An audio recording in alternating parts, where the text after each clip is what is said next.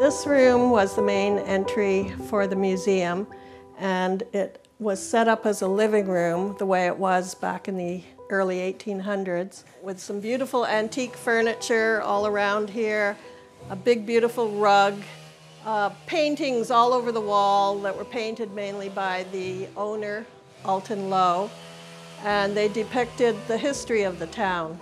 But there are also all the model ships that his father, Albert Lowe, had built during his, I guess, later years in life, and you'll see those in the next room.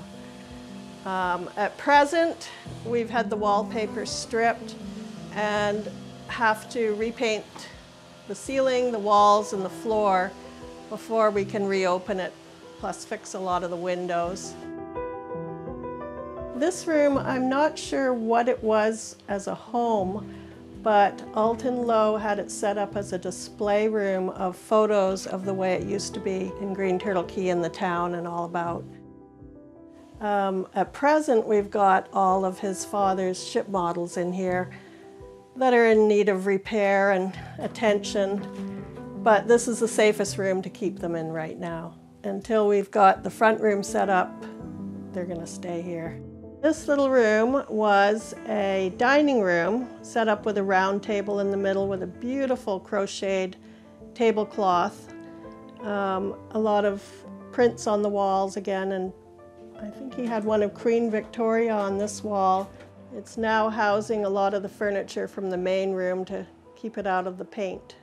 This kitchen here is an add-on to the old building, but it's displayed many of his prints that he had for sale over the years and been a bit of an office and a storage room, plus it has a bathroom. And this room was very dry after Hurricane Dorian, so not too much was ruined in here.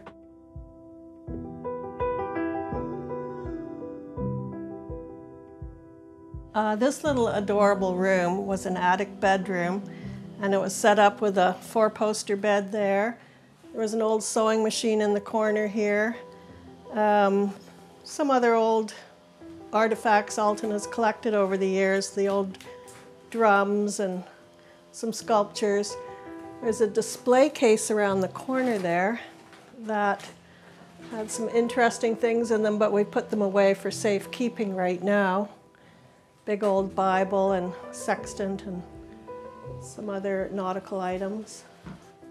This little room was the original bathroom. They would have had a wash basin, and I'm sure they had a slop bucket, I think is what they called them. This is the larger of the 2 bedrooms, and they were able to fit 2 4-poster beds in here, which were set up so cute with quilts all over them and little antique dolls and toys, trunks at the foot of each bed, the old dresser over here, and a little rocking chair, and there was a model sailboat up here too, along with a quilt rack. The wallpaper all had to be stripped off up here, that's why the walls look so bad. A lot of the windows were blown out and are waiting for repair.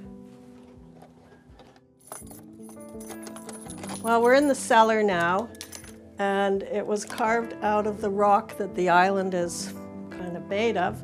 So it's got a really cool ambience with the old floor structure here and the rock walls.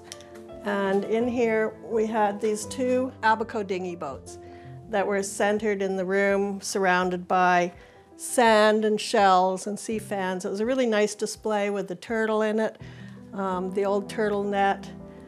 And the walls used to be covered in plywood, which made for a nice display wall for photo exhibits.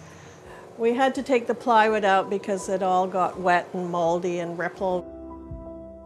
Over in the corners there, he has some displays in glass cases of the old carpentry tools and some of the old artifacts that they found in the latrines, which were the outhouses.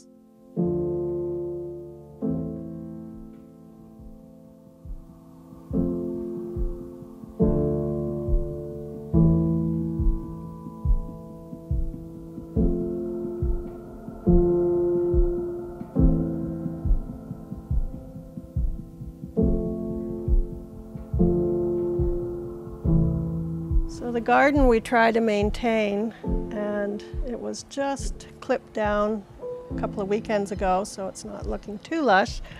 But over to your left is the old kitchen, which housed the outhouse.